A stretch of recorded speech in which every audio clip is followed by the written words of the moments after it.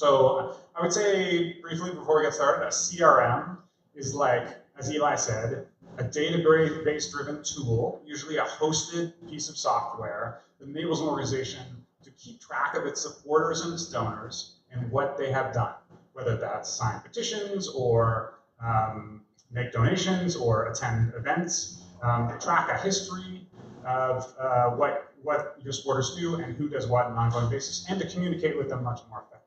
We're going to learn lots more throughout the evening. So I'm going to first invite Alexis Stoymenoff to the stage. A round of applause for Alexis, please.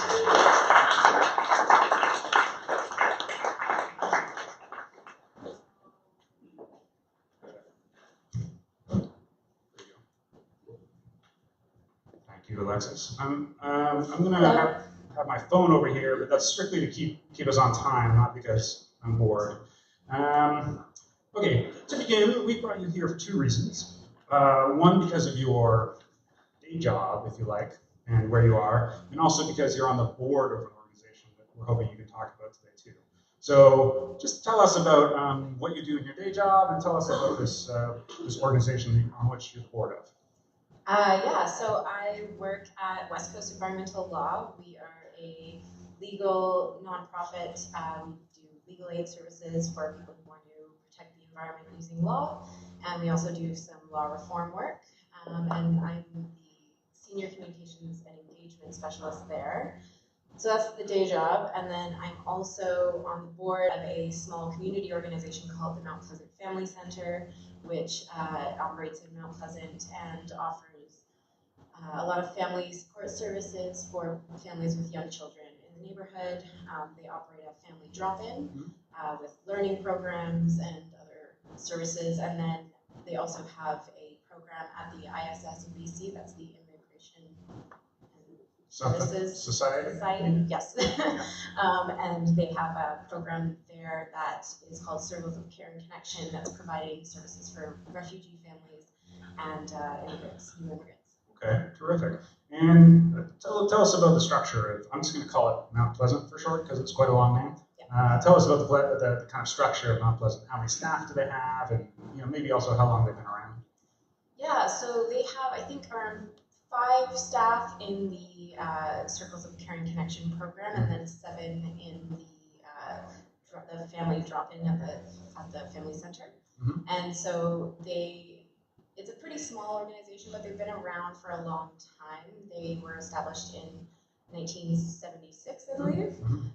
So they have a long history in the neighborhood, but because of the nature of their services and what they do, a lot of it's like really hands-on kind of stuff and not really digital. So they've been able to continue using pretty analog systems for a very long time without really needing to switch because it's not really affecting their day-to-day so much. Sure. So how do they, tell us about the analog systems or what they're working with today or what they've been working with, maybe, Yeah, so right now they've got, I have actually no idea how many members they have currently because they have data in a whole bunch of different places, including, I want to say, recipe cards.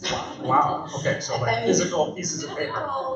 Like written documentation, and then also they've kind of went through a process of trying to get that input into an Microsoft Access database. And then in addition to that, they have a MailChimp newsletter list, and then they have some donations through Canada Helps. So it's all these different sources, and it's a bit of a mess. Yeah. Sorry, I need to keep an eye out for Jargon Giraffe too, by the way. So I realized I was just looking at you, and I was like, need to look for Jargon Giraffe. Microsoft Access is like a general purpose database tool that some of you have probably encountered in your time. And just out of curiosity, do you have a sense of how many of those staff, in theory, if they had a CRM, how many of the staff would be like interacting with it regularly? 2. Okay, yeah. So yeah, the rest of the staff their main job is on the ground in the playroom, doing programs, doing the hands-on work with the members. And just for a sake of comparison, at West Coast, West Coast Environmental Law, your day job, how many are you there? And just out of curiosity, which CRM do you use there? So at West Coast, we have about 24 staff right now, and we use Salesforce, which is much more complex. Yeah, and recipe cards for sure. Yeah. Yeah, and we have right now a list of about 35,000. 35,000. And we also, that includes like clients, so we work with various clients across the province, and so it's, managing donors, subscribers, supporters, and clients, other lawyers, and partners. Mm-hmm. And so in your experience, is this like kind of hodgepodge of like, we got some paper over here, and we got MailChimp, and we got Canada Helps, and whatever. Is that typical of small orgs, do you think? In the ones that I've interacted with, yes, there's usually some sort of like a bunch of different sources where the data is coming from, and if there hasn't been a central place to put it all right from the get-go, then it's very easy to have things kind of split in these different streams based on how you're using the data. And it's okay if the answer to this is yes, but like, is their current solution satisfactory? Like, are they running smoothly? And you know what I mean? Like, maybe this is good and this hodgepodge solution is okay.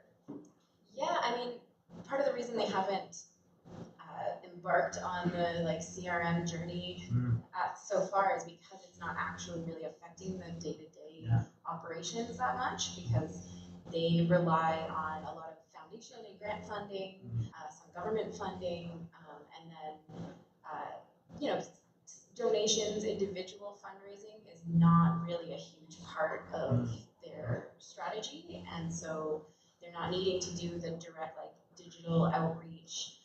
They're not trying to get signatures on petitions or actions.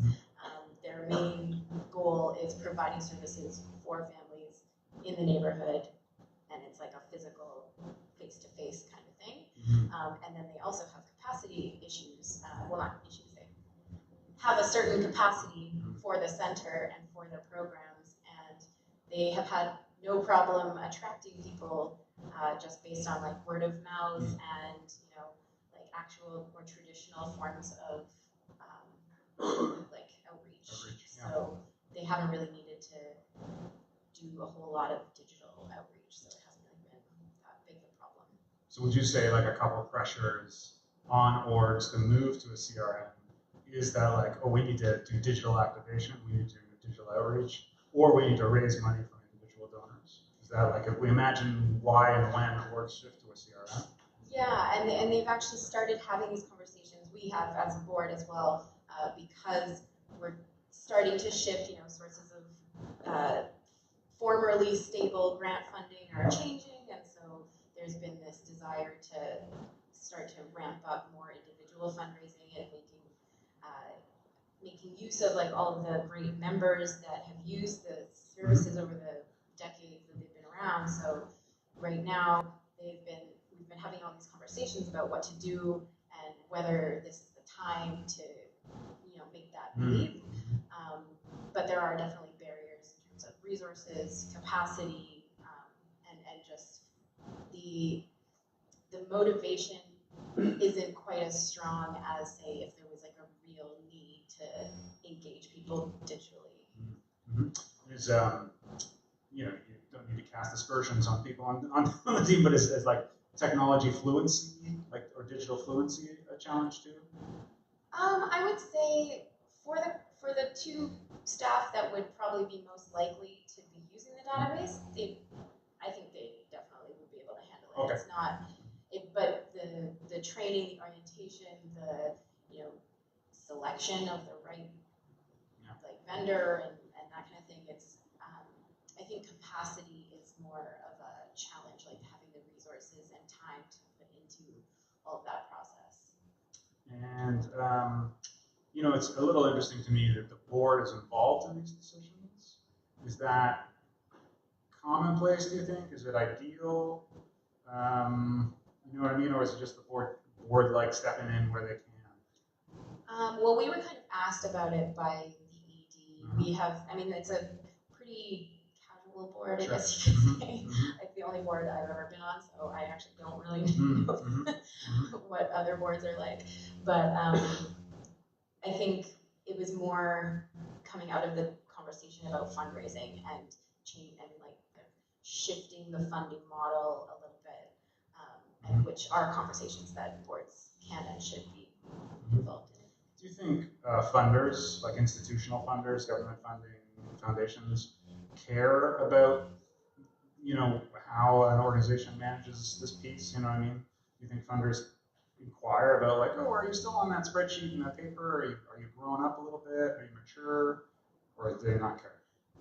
That's an interesting question. I'm actually not entirely sure. I think probably they would only, or they might care more if it's affecting your ability to carry out the activities that they are funding you for.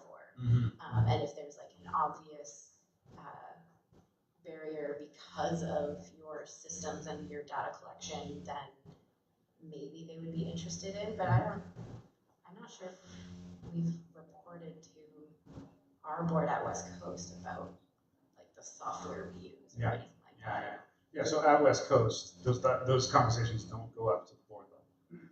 It might go up to the board level if it was like about a more substantial decision, like there's a committee for finance, so if there was like a really big investment of resources, it might go to the board, but yeah. I'm curious a little bit, actually I'll ask this first and then I'll come back to West Coast, but so drawing on your experience, do you have a sense of when the right time is, you know, to shift over from like your spreadsheet or your, you know, recipe cards to a CRM? Are there signifiers besides what we've already discussed? Well, I think probably a lot of factors are involved for any organization, and part of it is the question around like, is this actually affecting our work? Is it impeding us in our mission that we can't reach these people easily and know whether they opened our email or how much they donated in the last 5 years? And I mean, a lot of those things, like for the Mount Pleasant Family Center, I think it hasn't been enough, it hasn't affected the operations enough to be like a real drive to do it immediately, but also like the resources, if you have the resources to do it, it can be a really daunting task, and can also be costly, so that is definitely a factor in the decision making. So for Mount Pleasant, we've been in these discussions. We had a fundraising professional come in and do an audit of the current situation, and this was mostly with the staff, not with the board, but they found that basically the main priority should be to kind of get all of the information you currently have in order before even deciding what to do next and which CRM to go to. And right now, there's kind of a loose plan for a few years down the line that, you know, this year we're not going to focus on actually getting into a CRM. We're going to focus on cleaning up our data, getting it all into one place, getting it consistent, and making it up to date before launching into a deeper, more intensive process of like getting into a real CRM. Yeah. You kind of need all those names on a spreadsheet in the right order before you can import them into anything, whatever you choose, right? Yeah. I was going to say, I was chatting with somebody earlier, and they were remarking that they switched to a CRM because they had a crowdfunding campaign. It was like one of their first crowdfunding campaign, and they realized this was the time for us. Go ahead and do this. So just a couple minutes left, but I wanted to switch briefly to West Coast. I just have curiosity.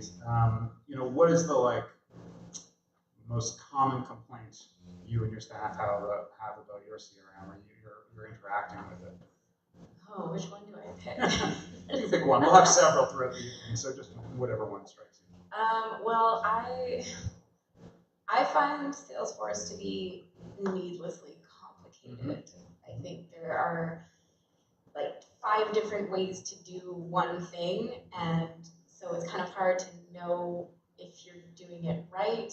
And you know, we've had some issues, especially with like turnover of staff and training and orientation, it's just like really complicated to explain all the systems, and especially when you have some customization, like we have specific fields because we're a legal organization, so we have, you know, the clients and lawyers that work with each client and all these other things, and it's just, it's taken a lot for people to get used to using it and the practices, best practices, and then that in turn has affected buy-in from the rest of the staff. So, you know, there's the communications and fundraising team that are all about it. Like, we realize that we really need to put everything we do into the database, but then because it seems so complicated and daunting for people, the rest of the organization sometimes doesn't necessarily always put all of their activities into the database because it's like, oh, I don't have time to do this, and it's going to take me 2 hours, and I have to go and ask this person for help. And yeah, it's really like it's kind of an uncomfortable habit that you have to form, isn't it? Yeah, so we've now had to do like some more training, and we have workshops internally to teach people how to properly input a new contact and a source or whatever, like all the codes. And I bet those are really fun. Okay, thank you very much. I'm going to invite you to sit down. We'll bring you back up at the end.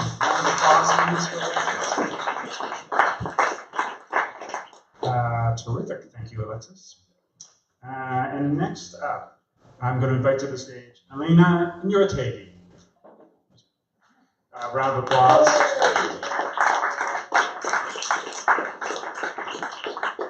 I'll put in a little of that for the roughly correct pronunciation. Yes, perfect. Thank you for joining us. Thank you. So maybe we'll just start with a quick overview of your background. Tell us a little bit about your work. Okay, I have been a CRM consultant for nonprofits in Latin America for the last 10 years. I'm originally from Argentina, and when I moved here, I just continued working with nonprofits all over Mexico. Okay. You mostly work remotely for nonprofits? Yes. Yeah, okay. Would we know any of the nonprofits I work with? Yeah.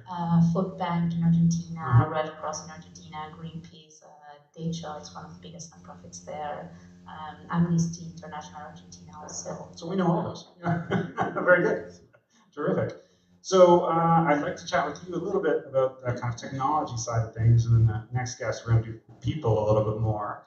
I want to start with the number one mistake we would say orgs make when they adopt the CRM. What is the most common mistake? I'm sure there's 15, but number one or number two, if you'd like to. I would say that they think about the technology before thinking about the process. So when you're putting the technology first, you're making a mistake. Don't go and look for vendors before you know exactly what you need and exactly how you need your information, what you want to measure, what you want to do. If you go looking for vendors before, they're going to convince you that you need things that you actually don't need. So I think that's the first mistake. Yeah, I want to hear a little bit more about that. So talk me through, if you were talking to maybe a new org, and they were like, oh, we really want Nation Builder or whatever, or we really want Salesforce. What is the process you would talk them through to get them to talk about what I might describe as their business processes, if you like, or how they, what their objectives are? I think that the first thing is and I'm sure it's not the case of you, but is your objective clear? You really know what you want to, what's your objective, and what are the steps you're making to get to that objective. And then in each one of your departments, you have different objectives. So you have to have that very clear. And then what are the processes and who owns the information in each one of the steps, and what information is actually relevant, and what information is what I call oh, this number makes us feel good, but it's actually doesn't mean anything. What's an example of a number like that? Like a kind of metric that's... Yeah, for example, amount of emails you opened. Okay. Is it really the open? It's really important, or what they actually did after that, or what's the message that you're sending? Oh, we sent 3,000 emails. that doesn't tell me anything. Right. Sometimes I've heard this called vanity metrics. They're vanity metrics, Vanity yes. metrics, yeah. Okay, and so you kind of touched on this, but I'm curious. So when orgs put the technology before the processes, why do they do that? Because everyone is telling them, go get a CRM. And they are like, oh, I need a CRM. I'm not sure what that is, but I'm sure I need something. So I will Google, I will go to like workshops and see what they're talking about. It's like this trend. People are saying, like, I need a CRM. I'm like, okay, wait a second. Like, why? And they're like, someone told me I need one, or I think that's one of the first mistakes. The other thing is they think that the CRM is going to solve their problems, and that's a mistake. Right. If your process is wrong, a CRM might help you organize. Like the process of implementing a CRM will help you, if you have a good consultant, will help you organize your process. But if your process is wrong, if you're actually doing multiple steps that you shouldn't be doing, a CRM is only going to complicate that. Yeah, for sure. Do you find sometimes you end up being a kind of organizational psychologist or organizational development person, in the sense that like maybe teams don't get along, or the anxieties and issues between teams are expressed in their attitudes towards their technology? Of course, it's there's where you see the power struggles. It's like, this is mine, no, this is mine, and this information, they shouldn't see this, and they and that's something very internal. It's very, you should own that process. Don't let anyone from the outside, like, you know your organization and you know your data better than anyone. So own that. Okay. That would be mine. And I'm curious about another mistake, maybe. Can you think of another mistake that orgs make after that initial one? Yes. So most of the nonprofits will spend all their budget and their energy implementing the system. It's not implementation that is hard with CRMs. The CRMs nowadays, they're really kind of out of the box, some of them. The problem is how the users adopt the system. Any change in your business, like, remember when if you were using Outlook and they changed you to Gmail, or if you were using a Mac and suddenly you have to use Windows, like, every change takes time. You have to get used to new technology. When you change your phone, anything you do, it takes time. So starting to use a CRM or a new system takes time. So basically, when you are like starting the process, you're here. I'm so excited, this is amazing. And then your users are like, hey, this is taking me a lot of time, and now I hate it. And then when they are down here, nonprofits don't have the resource to actually help them go a little bit up again, to be comfortable with the system. So I would say that that's something that they invest everything here, let's implement, and they don't have energy or money to actually help the users adopt the system. It's kind of a time question in part. They invest all the money at the start. Everything at the start. And they get in the trough of sadness down here. Yes, and they are like, let's spend money integrating everything and making the system do like fireworks. And I'm like, no, training is important. Like a follow-up, support after implementation is much more important than anything shiny you can do at the beginning. Well, speaking of shiny, I'm curious about like CRM feature sets, right? The actual things that a CRM does.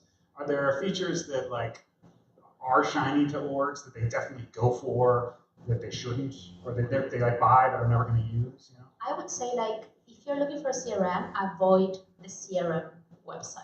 Like, they have amazing graphics and everything is so nice and everything is like shiny and everyone is smiling. Forget about that.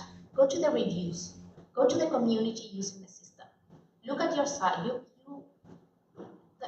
The nonprofit sector in every country is very small. I'm sure you all know each other. So go to other nonprofits, the same size of you, and ask them what they're using. Like, talk between each other. I would say yes, avoid the websites. That's for the first thing. And then I had one nonprofit, and they was like, this CRM is amazing. They have a iPad app. I'm like, you don't use an iPad. Like, why would you use an iPad? You're like, you don't need an iPad. And she was like, no, I know, but it looks so nice. I'm like, no, like, and that's the problem, because you don't know your needs, you don't know your process. So anything that they say will be like, oh, it's amazing. They sent SMS. I'm like, who are you going to send SMS to? And then she was like, I have no idea, but maybe. I'm like, okay, don't do that. So everything, Yeah. I was going to ask, so, you work with, it sounds like quite large clients. If we think of a smaller client or small org, less than 5 staff, how can they think about their processes, or how can they, like, are there maybe an exercise or a way to, I've seen that orgs like model out and work out workflows and that sort of thing. Yeah, I would say like close your computer, Yeah. like grab a big white paper and start drawing. Mm-hmm. Like, where's the information? Like, what's the path my donors are going through? Like, don't think about the technology. Like, what's the path we want the donor? What's the experience we want the donor to have? We want to send emails. We want to send CRM. Who is answering the phones? Mm-hmm. Who is answering questions? Like, think about the process of your beneficiaries. Like, where is the information about them? Or how are you measuring? What do you want to measure in your programs? I would say like just draw. Like, close the door. Goodbye to computers and Wi-Fi, and just like draw everything. We've seen, I've seen some orgs do a thing called the customer journey, right? Which is like an established process where you work in a room with lots of Post-its and you map out from the very beginning of where the person or supporter first encountered the org through to them making a donation. Identify your personas. Like, who are you talking to? Or like, if all your donors have more than 60 years old, forget about social media for know your public. I would say that's also very important. Can you tell us a little more about personas and give us an example of what a persona would do? Yes, persona means like it's like your little. It's a marketing term. So basically, if you have to think about one person that will represent your donors, one person that will represent your volunteers, put a name to that person. Like, it's like building a doll. Okay, like put them like the color of hair. What does she do for work? What are her hobbies, her passion? She spent time like in Facebook or in Twitter, or where would you be the best place to find her? So that's a persona. And I think most of the organizations have no idea about that. They're like, oh, we have donors. Like, what is the type of donors in that? Like, oh, they are normal. Okay, no, let's start there. Yeah, we have a client who I admire, and I think they're quite mature, and they have like a couple names they say every day. They say Selena and Edward every day, and everyone in the organization knows who Selena and Edward are. Those are 2 personas they refer to all the time. I love that. Like, this email is for Selena. This email, totally. and you can even have like the dolls. Like, actually, I have one organization that actually had like pictures. Right. So, like, like pictures, and then the engagement pyramid. Mm-hmm. So what you have donors, but what's the next step? How are you going to engage them? Like, that's also very important. Mm-hmm. Like, what's the path for them in the organization? Once they become a donor, it's like, now we need you there, and you will forget that I have your credit card. We're going to wrap up shortly, but I had a really kind of specific question about you, because I've always kind of wondered about this. I see a feature in CRMs be like mobile access. Like you mentioned iPad access. I don't see our clients like accessing their CRMs through their phone very much. You know what I mean? Like staff, like org staff accessing. Do you see that, and do you think that's an important thing? We actually use a lot of CRMs. We have a lot of nonprofits that have volunteers in the field. Mm-hmm. So basically, they are visiting the program, so they are visiting beneficiaries, and they use mobile apps to like do surveys or just like have the information about where they are going. So in that case, yes. For office work, I wouldn't say it's a must. Okay. Most of the CRMs now will offer a mobile app or mobile access to the CRM, so I don't think that's a problem, but I haven't seen it used that much. Mm-hmm. Mm-hmm. And maybe I'll ask you wrap up with asking you a Salesforce kind of specific question. Well, it won't be a sophisticated one because I know them very well, but I guess let me put it this way. Is there, do you recommend Salesforce to everybody, or are there examples where Salesforce is not the right fit for an organization? So basically, again, I'm in a very different market that you are. In Latin America, I recommend Salesforce 100%. I think it's the most robust. It has been the longest. Like, there's a lot of new CRMs that will appear and disappear in less than 2 years, and that I think is a risk. Salesforce has an amazing donation program.